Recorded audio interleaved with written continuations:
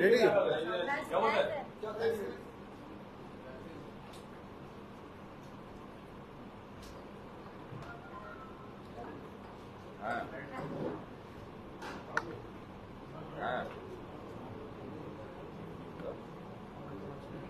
Ready? Yes.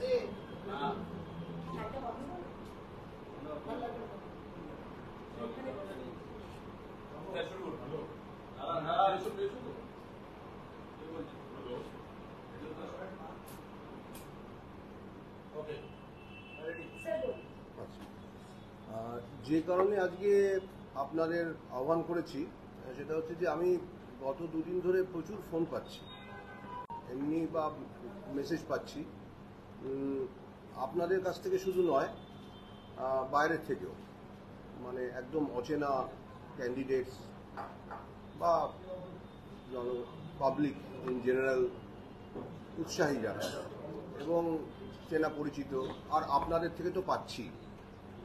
সেটা হচ্ছে প্রত্যেকের একটা জিজ্ঞাস্য যে একটা বোধহয় প্রচার মাধ্যমে অনেকেই বলছেন যে এসএসসি কোনো তথ্য দেয়নি যে যোগ্য অযোগ্যদের ব্যাপারে।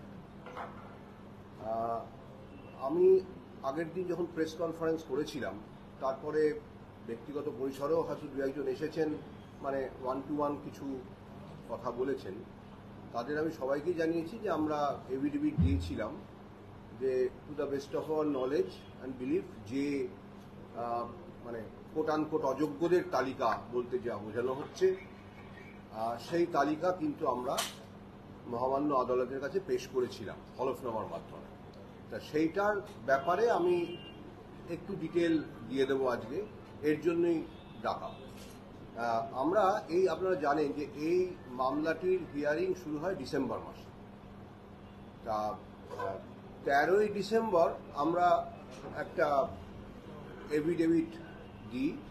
13ই ডিসেম্বরের এভিডেভিটে মহামান্য আদালত একটি পয়েন্ট সম্পর্কে সন্তুষ্ট হননি এবং আমাদের ফার্দার এভিডেভিট দিতে বলেন।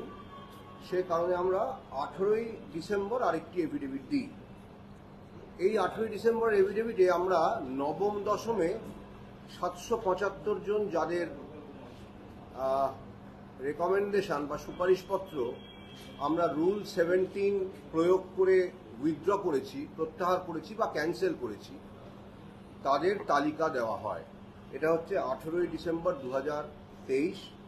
775 জন নবম দশম শ্রেণী যাদের রেকমেন্ডেশন বা সুপারিশপত্র, রেকমেন্ডেশন লেটার আমরা উইথড্র করেছি রুল 17 প্রয়োগ করে, তাদের বিস্তারিত তালিকা একটা দেওয়া হয়।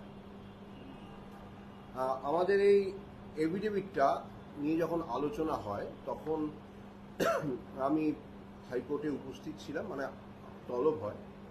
আমাদের আইনজীবী জানান যে মহামান্য আদালত কিছু জানতে চান, যেটার উনি হয়তো সদুত্তর দিতে পারছেন না, তথ্য কিছু। তা আমি যখন যাই এবং এই যে একটা স্ট্যাটিস্টিক্যাল রিপোর্ট দিলে সুবিধা হয়, এটা আমার আইনজীবীর মাধ্যমে আমি জানাই, মানে মহামান্য আদালতের কাছে বলি এবং উনি নির্দেশ দেন যে আরেকটু রিপোর্ট পেশ করবার জন্য অতিরিক্ত সময় দেওয়া হলো, পূর্ণাঙ্গ আরেকটু রিপোর্ট আপনারা নিয়ে আসুন। সেই মতন 20শে ডিসেম্বর আমরা আরো পূর্ণাঙ্গ রিপোর্ট, একটা স্ট্যাটিস্টিক্যাল সামারি, যার মধ্যে আছে ওই যে 775 বললাম তাদের সংখ্যাটা আছে এবং 33 জন যাদের রেকমেন্ডেশন বা সুপারিশপত্র বাতিল করা হয়নি, তাদের ওএমআর এর কিছু অসঙ্গতি আছে, ওএমআর ইস্যু আছে, এরকম আরো 33 জন, তাদের ওই নাম রোল নাম্বার সহ আর যেহেতু 775 আগে দেওয়া ছিল সেটা আর দেওয়া হয়নি, সংখ্যাটি শুধু উল্লেখ করা থাকে। এটা নবম দশম, মানে 33 জন, যাদের ওএমআরের নম্বরের ফারাকটা খুব সামান্য ছিল।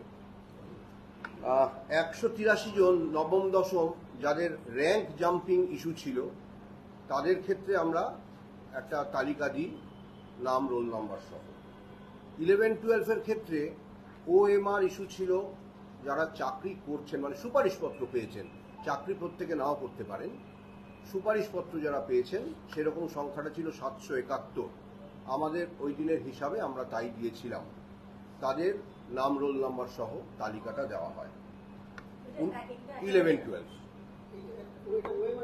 এটা ওএমআর ইস্যু। আর র্যাঙ্ক জাম্পিং ইস্যু 11-12 ক্ষেত্রে, একাদশ দ্বাদশের ক্ষেত্রে 39, তাদের নাম রোল নাম্বার সহ তালিকা দেওয়া হয়। সুপারিশটা কি বললেন স্যার? সুপারিশ ছিল যাদের সংখ্যাটা কত?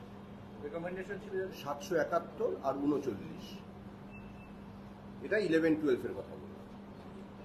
ওই একই দিনে আমরা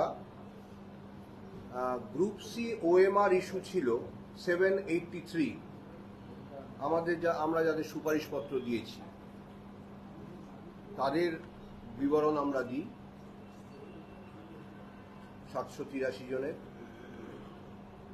এছাড়াও আপনারা জানেন যে গ্রুপ সি এবং ডি এর ক্ষেত্রে আমি এই চেয়ারে বসবার আগে দুটো বিপরীতধর্মী এফিডেভিট গেছিল।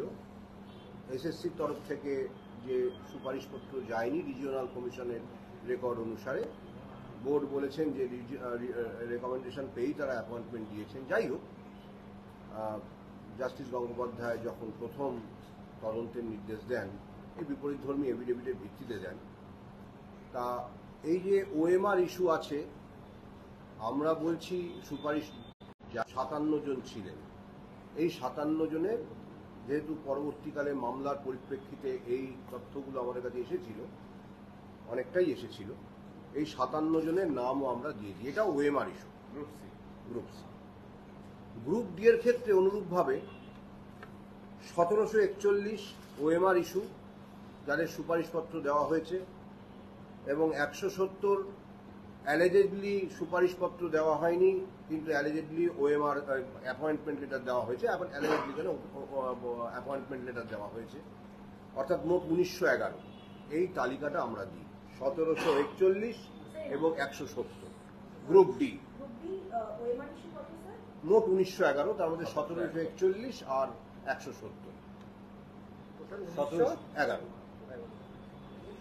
এই প্রসঙ্গ তো বলে রাখি, ওএমআর ইস্যু এই প্রত্যেকের ক্ষেত্রেই, যেমন এই 840 বা 1911, এদের প্রত্যেকেরই কিন্তু অ্যাপয়েন্টমেন্ট সরাসরি মহামান্য আদালত বাতিল করে দিয়েছিলেন। গ্রুপ সি এর ক্ষেত্রে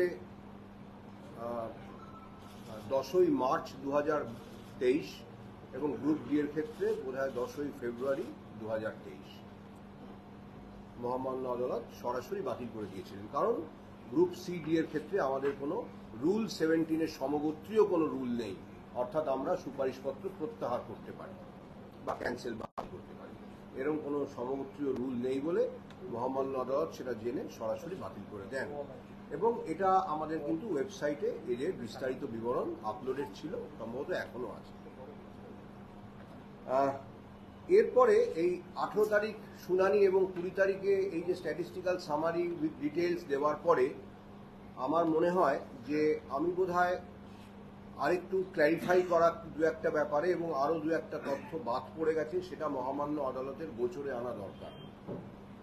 সেজন্য একদম স্বতঃপ্রণোদিত হয়ে আমি 5ই জানুয়ারি একটা এফিডেভিট দিই। এটা কিন্তু কোনো নির্দেশে নয়, 2024 অবশ্যই 2024 5ই জানুয়ারি আরেকটা এফিডেভিট দিই। সেই এফিডেভিটে আমাদের ওই যে র্যাঙ্ক জাম্পিংয়ের কথা বলেছিলাম 183, ইতিমধ্যে আমরা আরও দুজনের আমাদের ডেটাবেস থেকে, এটা কিন্তু সিবিআই তথ্য বলে নয়, এটা আমাদের ডেটাবেস থেকেই আমরা দুটি নাম দিই, অতিরিক্ত দুটি নাম র্যাঙ্ক জাম্পিংয়ের ক্ষেত্রে, নবম দশম। এবং এটাও মহামান্য আদালতের কাছে পেশ করি যে যে 183 জনের কথা আমরা আগের হলফনামায় বলেছিলাম, তাদের মধ্যে অনেকের তো বাতিল হয়ে গেছিল, মানে আমরা রুল 17 প্রয়োগ করে তাদের অনেকেরই সুপারিশপত্র বাতিল করেছিলাম এবং বোর্ডও পর্ষদও তাদের নিয়োগপত্র বাতিল করেছিল। তা বাকি যে 61 জন সিস্টেমে রয়ে গেলেন, এই 61 জনের মধ্যে এমন 40 জন আছেন যারা পিটিতে বসেননি, অর্থাৎ ইন্টারভিউ দেননি, অর্থাৎ না তাদের নাম মেধা তালিকায় নেই, ওয়েটিং লিস্ট বা প্যানেলে নেই।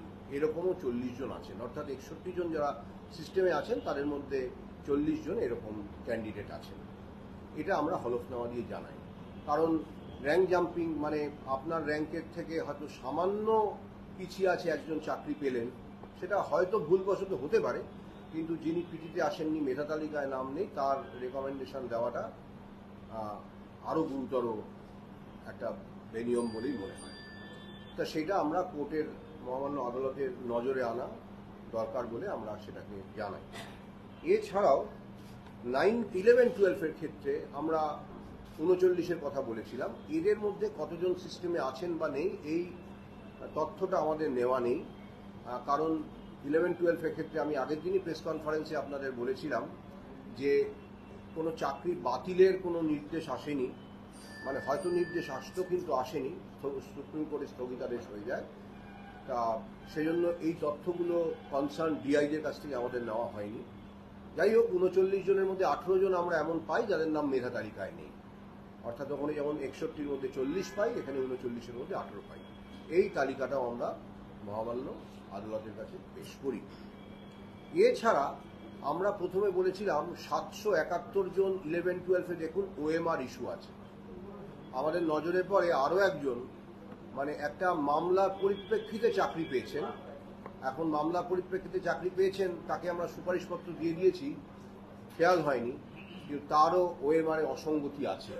সেজন্য আমরা একটা রিভিউ পিটিশন ফাইল করেছি।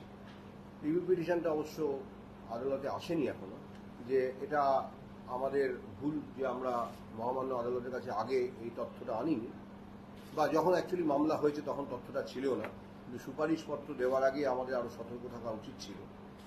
তা সুতরাং এটা আমরা অনারেবল স্পেশাল বেঞ্চের কাছে পেশ করি যে এরকম একজন আছেন যিনি ওএমআর তার অসঙ্গতি আছে, তিনি মামলা করে সুপারিশপত্র পেয়ে গেছেন, চাকরিও হয়তো করছেন, কিন্তু তার পরবর্তীকালে আমাদের দেখেছি যে ওএমআর অসঙ্গতি আছে, অর্থাৎ এই অ্যাডিশনাল তথ্যটা আমরা দিই।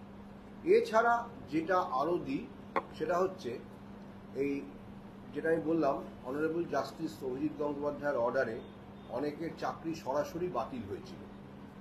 সেই সংখ্যাটা 2021-এর শেষ থেকে এই রায় হচ্ছিল। তার ভিত্তিতে আমরা ডিআইদের চিঠিও পাঠিয়েছিলাম 21 সালে।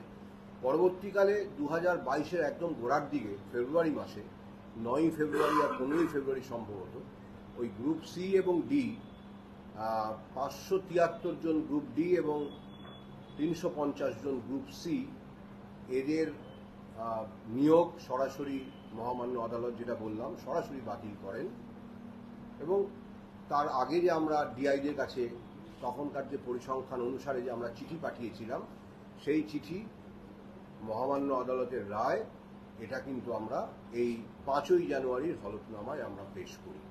অর্থাৎ আমরা এখনো পর্যন্ত আমরা 3টি এভিডেভিটে 9, 10, 11, 12, গ্রুপ সি, গ্রুপ ডি, যে দুটো বেসিক ইস্যু, বড় ইস্যু, অর্থাৎ ওএমআর অসঙ্গতি এবং র্যাঙ্ক জাম্পিং, এটা পেশ করা হয়েছে আদালতের কাছে। তবে এই সবই যেটা 28শে সেপ্টেম্বর যে মানে আমাদের সিবিআই এর রিপোর্ট যেটা জাস্টিস গঙ্গোপাধ্যায়ের অর্ডারে আছে, তার মধ্যে এই সংখ্যাগুলো কম বেশি সবই আছে, অনেকটাই মিলে যাবে।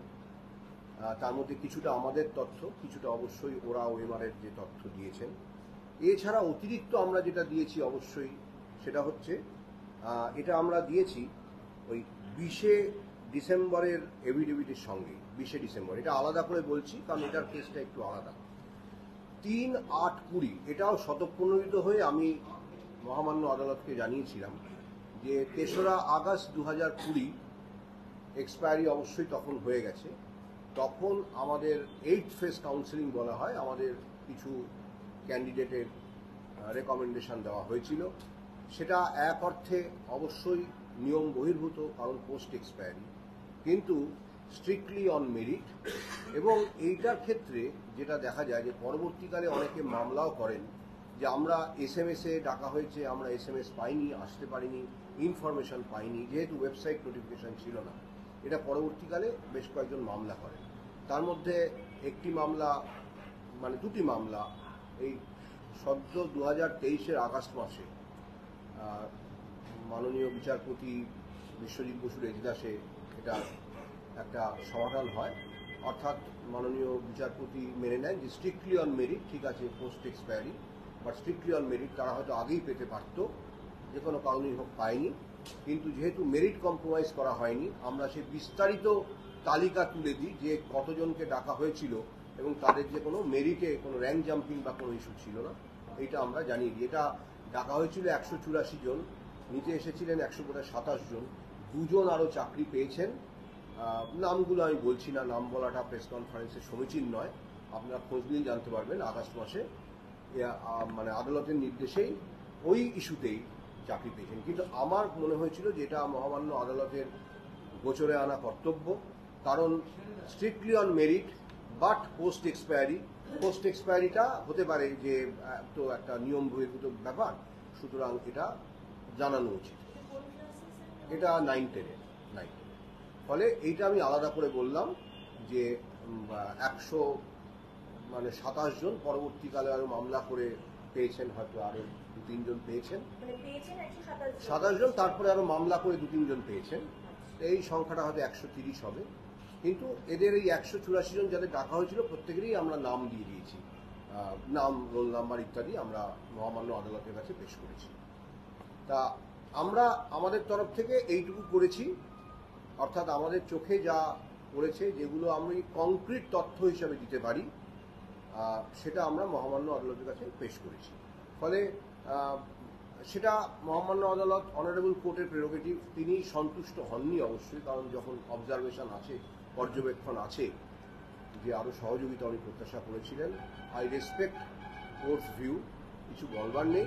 কিন্তু বিভিন্ন জায়গায় বিভিন্ন যে প্রচার হচ্ছে, যে বলছেন অনেকে যে এসএসসি কোনো তথ্য দেয়নি, সেই কথাটা ঠিক নয়। অর্থাৎ আমরা এই তথ্যগুলো দিয়েছিলাম। সুতরাং এটাই আমার বক্তব্য। এর জন্য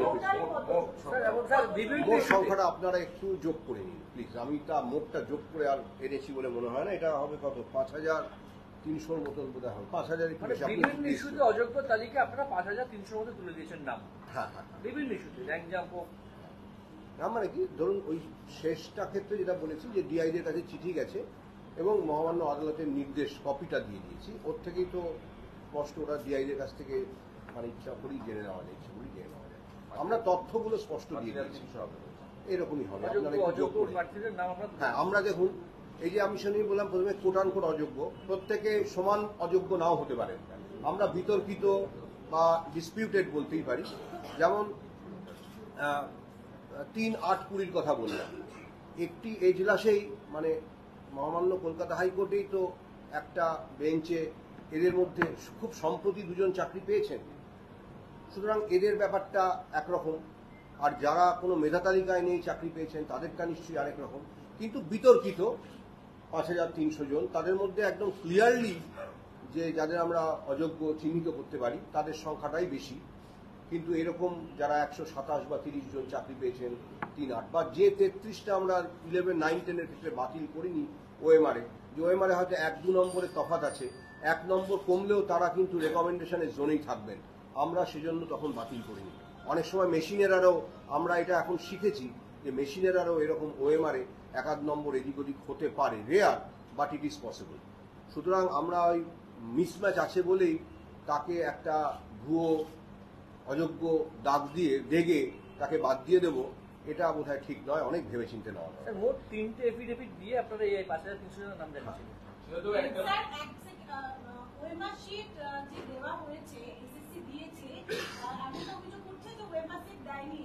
বুঝতে পারলাম না, ওয়েমার শিট দেওয়া হয়েছে কোথায় বললাম? তথ্য বললাম। আরে আমাদের একটা, আপনি তো নিশ্চয়ই জানেন, একটা এভিডেভিট পাবলিক ডকুমেন্ট। এই এভিডেভিট মানে যারা যারা মামলাকারী প্রায় প্রত্যেকের হাতে হাতে এভিডেভিট থাকে। এটা আমার প্রকাশ করার জন্য দরকার আছে? একটা এভিডেভিট, এভিডেভিট ইজ অ্যাফার্মড, এটা পাবলিক ডকুমেন্ট। যারা মামলা করছেন তারা সবাই এভিডেভিট পান। কতদিন আগে এভিডেভিট দেওয়া, এটা জোগাড় করে নিন। স্যার, সুপ্রিম কোর্টে আপনারা যে রিপিটিশন ফাইল করেছেন, সেই রিপিটিশনে কি আপনাদের তরফ থেকে এফিডেভিট যেগুলো দেওয়া ছিল সেই ডকুমেন্টেশন গুলো সব উল্লেখ করা নিশ্চয়ই যাবে, হয়েছে? নিশ্চয়ই, অবশ্যই অবশ্যই। 19,000 কি একদম কমপ্লিটলি দেওয়ার যোগ্য আপনারা বলছেন? দেখুন আরেকবার বলি, 19,000 মানে আমি অযোগ্যদের তালিকা দিলাম, বাকিরা যোগ্য। আপাতত যা তথ্য আছে আমাদের কাছে ধরে নেওয়া যেতে পারে আপাতত, কিন্তু নতুন তথ্য যদি আসে, কিছু কোনো ভুল ভ্রান্তি হয়ে থাকে, কোনো ভুল বাকিদের ক্ষেত্রে নেই, এটা আমি কখনো বলবো না। এরকম কেউ সার্টিফিকেট দিতে পারে না। আমরা আমাদের কাছে এই এতদিনের তদন্তের ফলে যা তথ্য উঠে এসেছে, মানে কংক্রিট একদম, যেটা আমাদের ডকুমেন্ট দিয়ে আমরা ভেরিফাই করতে পেরেছি, তাদের ক্ষেত্রে আমরা যেটা ভেরিফাই করে যেটা আদালতকে জানিয়েছি, যেগুলো বিচারাধীন ছিল, যেগুলো বিচার্য বিষয় ছিল, সেগুলোর ব্যাপারে যখন যখন আমাদের কাছে রিপোর্ট চাওয়া হয়েছে আমরা রিপোর্ট দিয়েছি। তার ভিত্তিতে এই রিপোর্টটা একটা পূর্ণাঙ্গ একটা কোলেক্ট করে আমরা দিলাম। এর বাইরে সবাইকে নিয়ে মানে সার্টিফাই করে দেবো, এটা আমরা পারবো না। আপনাদের একটা উদাহরণ দিই, ধরুন ববিতা সরকার চাকরি পেয়েছিলেন, তিনি বঞ্চিত ছিলেন, তার একটা প্লেস মানে তার হয়তো চাকরিটা নর্মাল রেকমেন্ডেশন হওয়ার কথা ছিল, তিনি পাননি। মহামান্য আদালতের নির্দেশে তিনি চাকরি পান। পরবর্তীকালে দেখা যায় তার গ্র্যাজুয়েশনের নম্বরে 2 নম্বর পার্থক্য আছে। এটা তো বোনাফাইড মিস্টেক। এটা তো মানে এসএসসিটাকে পাইয়ে দেওয়ার জন্য 2017 সালে তাকে 2 নম্বর বাড়িয়ে রাখেনি, তাহলে তো তিনি চাকরিটা পেতেন। তিনি তো বঞ্চিত হয়ে মামলা করে চাকরিটা তাকে নিতে হতো না। কিন্তু দেখা গেল তার 2 নম্বর ভুল আছে।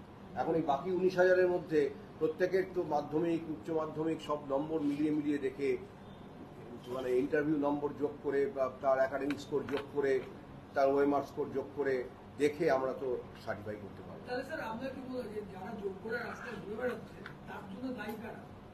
দেখুন, এই প্রশ্নের জবাব দেওয়ার জন্য আমি আজকে প্রেস কনফারেন্স করিনি। দায়িত্ব অ্যাসাইন করবার ব্যাপার এখানে নেই। আমি শুনেছি আপনারা প্রচুর আমাকে ফোন করেছেন, আপনিও করেছেন, অন্যরাও করেছেন, যে আমরা কোনো তথ্য দিইনি। এটা মানে সহযোগিতার অভাব মহামান্য আদালত মনে করেছেন, আমি মাথা পেতে নিচ্ছি।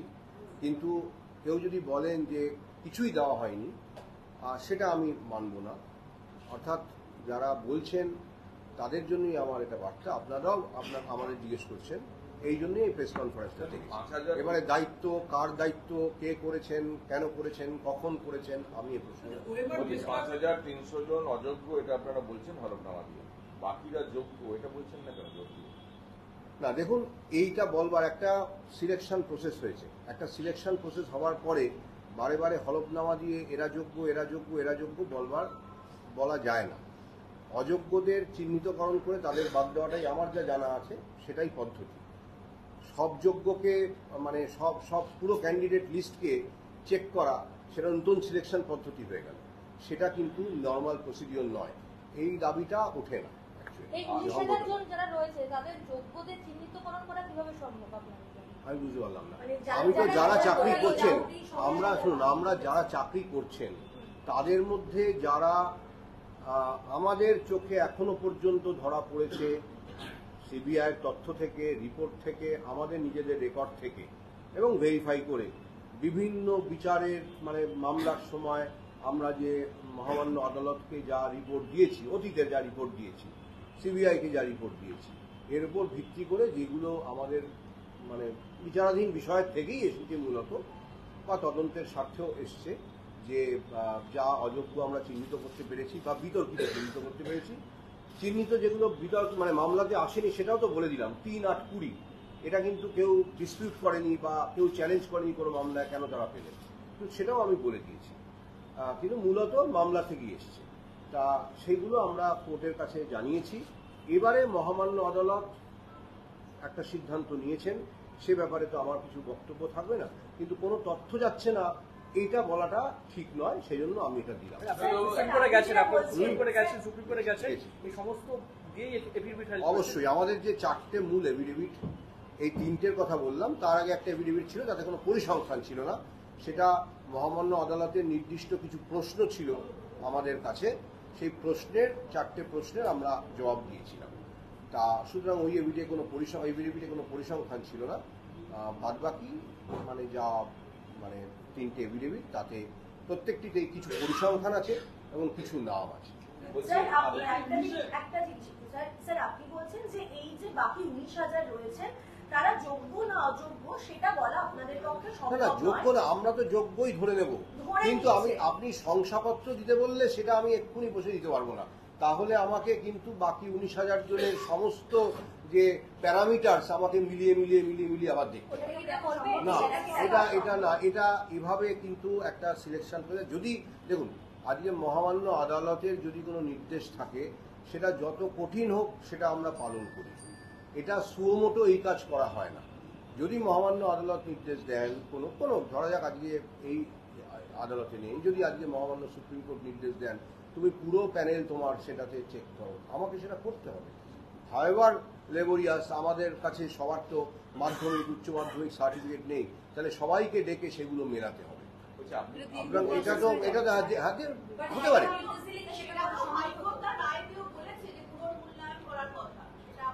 সেটা অ্যাকচুয়ালি হাইকোর্টের রায়, কিন্তু রিইভ্যালুয়েশন অফ দিজ ওএমআরস এইটা কিন্তু স্পষ্ট নয়।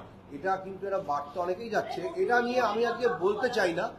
এই রায়ের আমার মনে হয় বা আমার আইনজীবীদের সঙ্গে কথা বলে মনে হয়েছে যে এই রায়ের একটা মানে এই রায়ের সঠিক ব্যাখ্যা করা হচ্ছে না যে মহামান্য আদালত আমাদের এই ওএমআর গুলোকে পুনর্মূল্যায়নের নির্দেশ দিয়েছেন বা পুনর্মূল্যায়ন করে নতুন প্যানেল এই মানে ক্যান্ডিডেট থেকে নতুন প্যানেল করবার নির্দেশ দিয়েছেন। এটা আমাদের আইনজীবীদের সঙ্গে কথা বলে মনে হয়নি। যাই হোক, সেটা তো আমি তো সেটাই বুঝেছি যে ফ্রেশ সিলেকশন প্রসেস। এখন দেখুন, এটা তো আমরা সুপ্রিম কোর্টে গেছি, এটা মহামান্য সুপ্রিম কোর্টে নিশ্চয়ই তার রায়ের আরো স্পষ্ট ব্যাখ্যা পাবো। যদি সেই রায় বহাল থাকে নিশ্চয়ই আমরা স্পষ্ট ব্যাখ্যা আরো নেব, আর যদি তার কোনো স্থগিতাদেশ থাকে তাহলে আপাতত এটা নিয়ে একটা কনফিউশন হচ্ছে বিশেষ করে চাকরি প্রার্থী বা শিক্ষকদের মধ্যে। এই নতুন করে যে নিয়োগের কথা বলা হচ্ছে সেটা কি পদ্ধতি, মানে আপনি লয়ারদের সঙ্গে কথা বলেছেন, অন্য লয়ারদের একটা ভার্সন পাওয়া যাচ্ছে, আপনার কি মনে হয়? আমি ফ্রেশ সিলেকশন প্রসেসই এটা বুঝেছি। ফ্রেশ মিনস ফ্রেশ, যেখানে অন্যরাও আবেদন করতে পারে।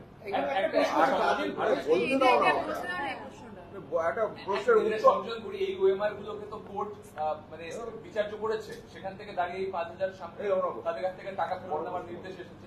তাহলে এই ওএমআর গুলোকে কোর্ট অ্যাকসেপ্ট করছে, পাশাপাশি আপনি বলছেন ফ্রেশ সিলেকশন প্রসেস, মানে এখানেই কোন সমস্যা রয়েছে? আমি কিছু বলিনি, মানে মহামান্য আদালতের নির্দেশে ফ্রেশ সিলেকশন প্রসেস কথাটা উল্লেখ আছে, আমি বলিনি। তা ফ্রেশ সিলেকশন প্রসেস বলতে আমরা নতুন যারা এখনো আবেদন করেননি তাদেরও নেওয়া হোক, এটাই বোঝায়। আমরা তাই বুঝেছি, আমাদের আইনজীবীরা তাই বলেছেন। এবার ব্যাখ্যাটা আরো স্পষ্ট হবে নিশ্চয়ই অনারেবল অ্যাপেক্স কোর্টের কাছে, তারা বুঝতে পারবেন। যে যাই হোক না কেন আউটকাম অফ দ্য এসএলপি, যাই হোক না কেন, যাই আউটকাম অফ দ্য এসএলপি যাই হোক না কেন, এই ব্যাখ্যাটা নিশ্চয়ই আমরা নতুন যদি হয় সেক্ষেত্রে তো অনেকের বয়স 40 পার হয়ে গেছে, এটা তো অনেক পরের ইস্যু। সেক্ষেত্রে মানে সরকার দেখুন রুল সেট করা এটা বা এই যে এজ লিমিট সেট করা এটা হচ্ছে প্রেরোগেটিভ অফ দ্য গভর্নমেন্ট। হ্যাঁ, সুতরাং এটা নিয়ে এইখানে প্রশ্ন করে লাভ নেই। আজকে আমার প্রেস কনফারেন্সের এক এবং একমাত্র উদ্দেশ্য ছিল যে আমি কি তথ্য দিয়েছি সেটা কেউ মনে করতে পারেন এটা অসম্পূর্ণ, কেউ মনে করতে পারেন এটা যথেষ্ট, কেউ সন্তুষ্ট হতে পারেন না হতে পারেন, মানে আপনাদের মধ্যেই বলছি। কিন্তু কি দিয়েছি সেটা জানানো দরকার। কিছু দিইনি তা নয়, 5,300 বা যাই হোক যোগ করে আপনারা যে সংখ্যাটা পাচ্ছেন সেই সংখ্যা আমরা দিয়েছি, এটা জানানোই আমার উদ্দেশ্য ছিল। অন্যান্য প্রশ্নের জবাব তার জন্য আজকে কিন্তু আমি আসছি। আর এখন এই মুহূর্তে বসে একটা বিচারাধীন বিষয় যেটা সুপ্রিম কোর্টে পেন্ডিং আছে সেটা নিয়ে বেশি মন্তব্য করাটা ঠিক নয়। এসএলপি অ্যাকসেপ্টেড কালকে ফাইল হয়েছে, এবারে সেটা অ্যাকসেপ্টেড না অ্যাকসেপ্টেড সেটা আজকে আমি জানতে পারি। বলছি আপনারা এত তথ্য দিচ্ছেন, 5,300 জন অযোগ্যের তালিকা 3টে হলফনামা দিয়ে জমা দিয়েছেন, কিন্তু হাইকোর্ট তার রায় বলছে যে আপনারা চূড়ান্তভাবে অসহযোগিতা করেছেন, আপনারা মধ্যশিক্ষা পর্ষদ এবং স্টেট গভর্নমেন্ট। দেখুন, আমি আবার প্রথমে কিন্তু বললাম যে অনারেবল কোর্টের যে অবজারভেশন সেটা আমাকে মাথা পেতে নিতে হবে। আমি তাতে অসন্তুষ্ট হতে পারি, আমি অ্যাপিল করেছি, অ্যাপিল করবার একটা আইনি অধিকার আমার আছে, আমি অ্যাপিল করেছি। অ্যাপিলে সেই গ্রাউন্ডটাও নিশ্চয়ই আমরা নেব বা নিয়েছি। কিন্তু এই ব্যাপারে অনারেবল কোর্ট যে মন্তব্য করেছেন সেটাকে কন্ট্রাডিক্ট করে কিন্তু আমি প্রেস কনফারেন্সে কোনো কথা বলতে পারবো না, কখনো না। আপনি কোনো কথা বললে তার এগেনস্টে আমি কথা বলতেই পারি, কিন্তু অনারেবল কোর্ট কোনো মন্তব্য করলে, কোনো অবজারভেশন রাখলে সেটা নিয়ে আমি অ্যাপিল করতে পারি, সেটা আমার আইনি অধিকার। কিন্তু আমি কোনো একটি মন্তব্য করব না। এত তথ্য আপনারা দিলেন, এত তথ্য দিলেন, আপনাদের আইনজীবী যারা কোর্টে লড়াই করলো তারা কি ব্যর্থ? তার মানে এটাও তো একদমই মানে কি বলবো, মানে এটা তো মানে কি বলবো, এই ধরনের প্রশ্ন করাটা উচিত না, এটা অনুচিত প্রশ্ন। এখন আপনি আইনজীবীদের নিয়ে প্রশ্ন করছেন, এটা তো আমার সাবজেক্টিভ ইভ্যালুয়েশন হয়ে গেল, এটা কখনোই উচিত না, অনুচিত প্রশ্ন। ঠিক আছে,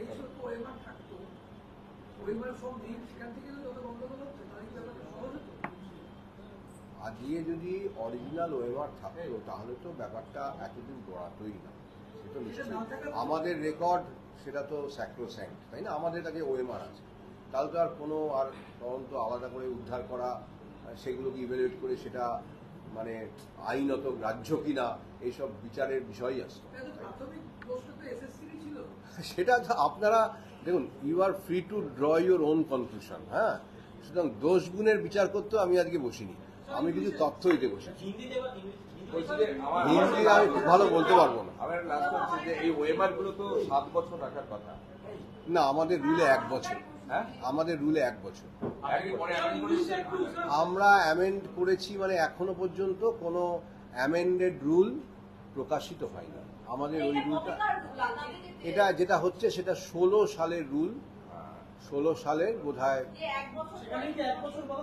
সেখানে 1 বছর। মানে এটা কি 16 সালের রুলটা তৈরি করা আছে, অ্যামেন্ড করা আছে 16 সালে। सर थोड़ा बता दीजिए कि कॉन्स्टिट्यूटेड जो नंबर है कितने लोगों को आपने अयोग्य मानकर कोर्ट में आइडेंटिफाई किया था और अभी जिनको जो योग्य है যোগ করে একটু বলো তো সংখ্যাটা, টোটাল চাইছিল। जिनको अप्रोप्रिएट कैंडिडेट अभी जो लोग खुद को दावा कर रहे हैं क्या वो अप्रोप्रिएट है? ये सवाल तो पूछा गया। ये हम लोग लगभग 5300 ये डिस्प्यूटेड कैंडिडेट्स का लिस्ट दिए है ऑनरेबल कोर्ट के पास। नंबर है लगभग 5300। इसके अलावा जो कैंडिडेट्स हैं वो परफेक्ट कैंडिडेट्स है, इसको सर्टिफाई कोई नहीं कर सकता। अगर एक सिलेक्शन प्रोसेस हो गया उसमें 5000 इनएप्रोप्रिएट निकला तो मानना पड़ेगा कि जो रेस्ट है 19,000 वो करेक्ट कैंडिडेट्स है, unless any new information comes on. Sir ये प्रोसेस कैसे आपने 5300 को अलग कैसे किया और अलग कैसे किया? ये इन्वेस्टिगेशन चला, बहुत केसेस हुआ, हमको रिपोर्ट देना पड़ा, इन्वेस्टिगेटिंग एजेंसी को रिपोर्ट देना पड़ा, ऑनरेबल कोर्ट को। ये 2 साल से ये चल रहा है ना। तो फिर ये कंफ्यूजन क्यों हो रहा है? थोड़ा सी क्लैरिटी की मैंने मुझे प्रॉब्लम है ये 19,000 में फिर कन्फ्यूजन क्या है ये मालूम नहीं है। ये स्ट्रेट बात है, सीधा बात है कि ऑनरेबल कोर्ट सेटिस्फाइड नहीं हुआ। ये bottom line is this. Confusion के बारे में बात करना मेरे लिए समीचीन नहीं है। अभी जो वैक्यूम हो गया ये 25,000 26,000 इसका क्या होगा? ये हमको कैसे मालूम होगा? इसका कोई रिक्रूटमेंट प्रोसेस अभी तो ये सेटिसाइड हो गया ना पूरा सिलेक्शन प्रोसेस। अगर उसका नतीजा आएगा उसके बाद नेक्स्ट स्टेप दिया जाएगा। স্যার একটা দুটো প্রশ্ন, একটা হচ্ছে যে যারা এখন যোগ্য মানে বলে আপনারা ধরে নিচ্ছেন তাদের ক্ষেত্রে কি হবে যতক্ষণ না পর্যন্ত সুপ্রিম কোর্টের কোনো রায় না আসে, কি হতে পারে? তারা তো আপাতত মানে সিলেকশন সেট অ্যাসাইড মানে তারা তো নেই সিস্টেমের মধ্যে, তাই না?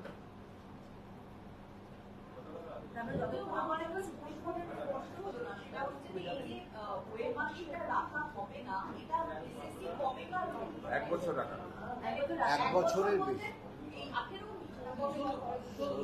ষোলো সালের রুল। অ্যামেন্ড করা হয়। আর এটা অ্যামেন্ড হয়েছিল কবে?